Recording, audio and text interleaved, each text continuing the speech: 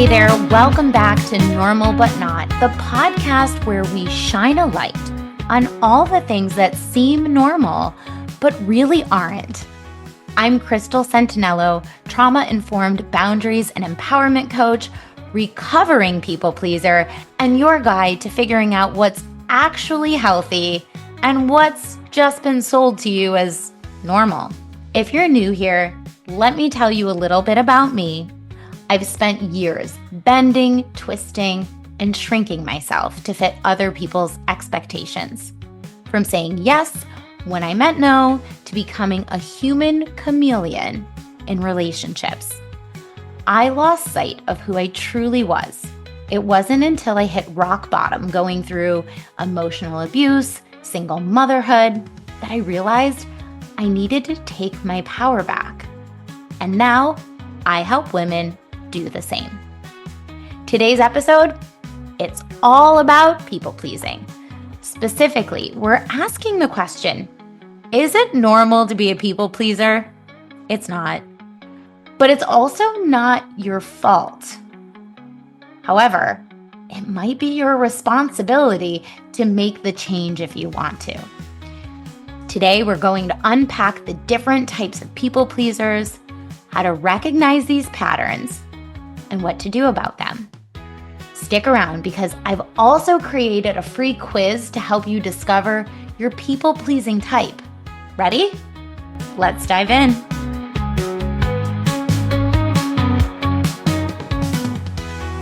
All right, so what is people-pleasing? First off, people-pleasing is not about being kind or generous. It's about self-sacrifice for the sake of others' approval or their love or peace. According to researchers, it's actually rooted in fear. Fear of rejection, fear of conflict, and abandonment. It's a survival strategy, not a personality trait, which, by the way, is good. If we've got personality disorders, those are hard to change. But people-pleasing, since it's a survival trait and not personality, we can change that. And this survival trait usually starts in environments where speaking up didn't feel safe or accepted. Sound familiar? Okay. So for me, I used to shapeshift like a chameleon. With the people I dated specifically, I would change the music I liked from, all right, I'm dating myself a little bit here, but 311 to, who sang Cupid? You know, and Peaches and Cream. Oh, okay, we're gonna go numbers here. So from 311 to 112 to Papa Roach and Limp Bizkit. I didn't have a specific genre of music that I liked because I didn't even know what I liked. I just knew I liked that person and I wanted them to like me. So I was gonna like what they liked so that I could win their affection. I also was the same way with my clothing taste, my hobbies, and even my opinions. I mean, like, I became so Disney obsessed at one point. I don't even think I liked it that much. But the person I was with loved it, so I did too. It was so hard for me to know what I actually liked because I was so busy shape-shifting myself. I mean, my nickname, the chameleon, wasn't for myself. I didn't even know that that was a people-pleasing personality trait. My brother would call me that. He didn't know it was a people-pleasing personality trait either. I mean, my identity was basically whatever made anyone else happy. And it wasn't until one day I looked in the mirror and I didn't recognize myself. I didn't know what made me happy. I cried. I couldn't even choose what my favorite fruit was, or my favorite meal, or my favorite color. I didn't know the answer. By the way, mango, purple, and I don't remember the last thing I already said. Anyway, not normal. Most people grow up having a favorite. And when you're a child, a young child, you say these things. You know them. Not knowing these are conditioned out of you. All right, so I named one type of people pleaser. Let me go through all of them with a little bit more description. There are many, and these people pleasers can also overlap. So, as I go through them, if you feel like you are more than one of these, it's very possible. So, here we go. Oh, and by the way, if you want to take notes, feel free. Number one, the caretaker. The caretaker is the one who puts everyone else's needs before their own. If you're thinking, if they're okay, I'm okay. By the way, you're not okay. It's not normal. It's very codependent. And it's something to work past. I'm sorry. I'm telling it to you straight. You're probably feeling drained or have had other issues. I went to Codependence Anonymous. Yep, I'm putting it out there. And you know what I thought to myself? Whoa, this is the base of most addiction. Okay, I've gone through like using food to get me out of my discomfort and exercise to get me out of my discomfort because it makes, well, it made me uncomfortable when people around me were uncomfortable. So if I needed to like make them feel better, it made me feel better. And what's really hard is being a mom. So if my kids are arguing, oh my gosh, for that either one of them to feel sad, I'm like, how can I help? How can I fix this? Well, I used to be. Now they just look at me and they're like, Mom, how come you're not helping? She's being mean to me, or they're not going to kill each other. They're going to be fine. And I'm like, you need to work this out. Me solving your problems isn't helping you in the long run. And it's not helping me either. I just feel drained and exhausted. And oh my gosh, if they can't, I don't know, paint their own nails or they can't take the top off of the peanut butter jar, you have to let them try first. You don't always need to jump in, take over, and do it for them. I'm also the parent, I don't know, you might not agree with this either.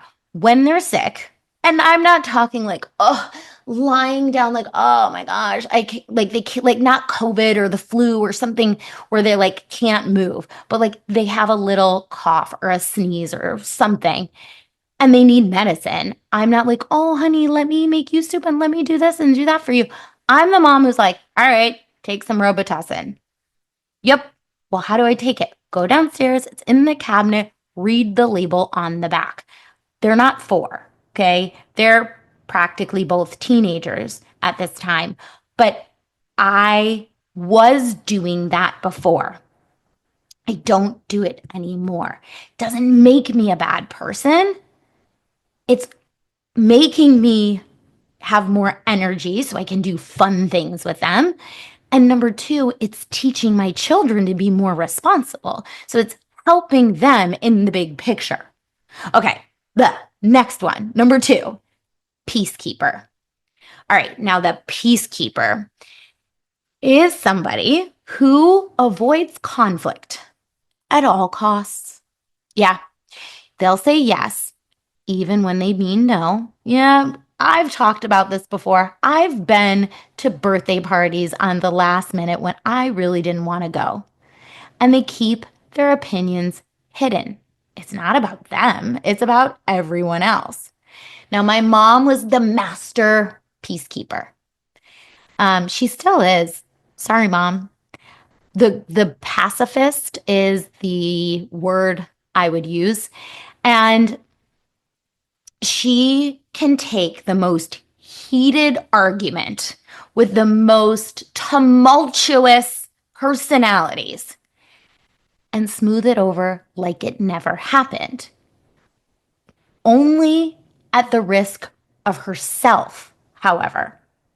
She will eat dirt. She will swallow her pride. She will do things which resonate with me all the time. And by the way, some of these are not wrong given the right situation, but you catch more flies with honey than you do with vinegar. Totally my mom's mantra.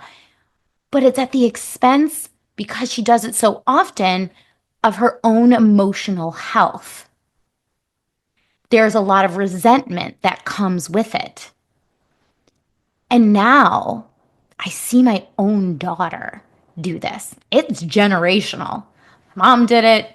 I did it. Like I said, you see yourself in more than one of these. And I see my daughter do this too. Conflict eats away at her.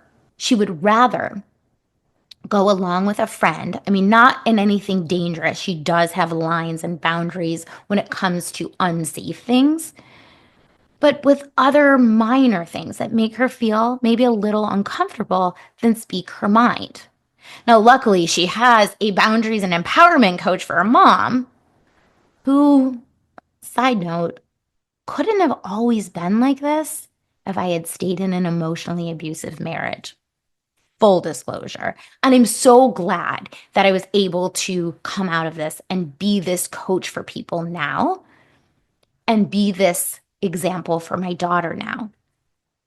Because I am able to give her those words. I'm able to teach her the difference between being nice and being kind. I'm able to teach her the difference between a request of, please stop asking me to join your volleyball game at recess, and a boundary, which is, I've already said no. If you ask me again, I'm just going to ignore you.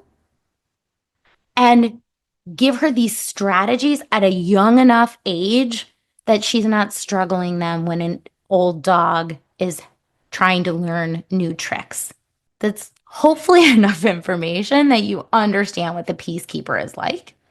Because on the other side of that, before I go into the next one, is this internal feeling of failure when you're not able to keep the peace. And that comes with the caretaker too. Now, there's another one, which is like the classic. The third one is the classic people pleaser, or a true pleaser, we'll call it. That's that shapeshifter, the chameleon I was talking about before.